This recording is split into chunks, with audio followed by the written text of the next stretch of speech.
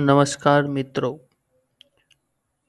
BCA same 2ની exam date જે tentative 1 મે હતી તે બદલીને શું થઈ છે તે માટે ભક્ત કવિ નરસિંહ મહેતા યુનિવર્સિટી દ્વારા એક પરિપત્ર આવેલ છે. ડાયરેક્ટ કોઈ પરિપત્ર નથી આવેલ, બટ યુજી સેમ 2ના પરીક્ષાના ફોર્મ ઓનલાઈન ચાલુ થવાના છે, જે ચાલુ થાય છે 30 તારીખથી, 30/4થી મતલબ કાલથી. તો તેમાં tentative date for BCA SEM 2 is 13 June 2020. એટલે કે ચુનાવ પછી અને ચુનાવના રિઝલ્ટ પછી જ એક્ઝામ તમારી હશે.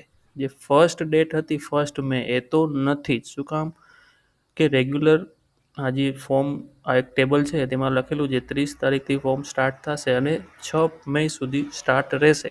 મતલબ 1/5ના તો એક્ઝામ હોય જ નહીં ક્યારેય. તો એ તો એક કન્ફર્મ થઈ ગયું છે કે 1 મેના એક્ઝામ નથી. તો હવે એક્ઝામ ક્યારે છે? તો એ પણ સંભવિત તારીખ કઈ છે? 16 જૂન. તો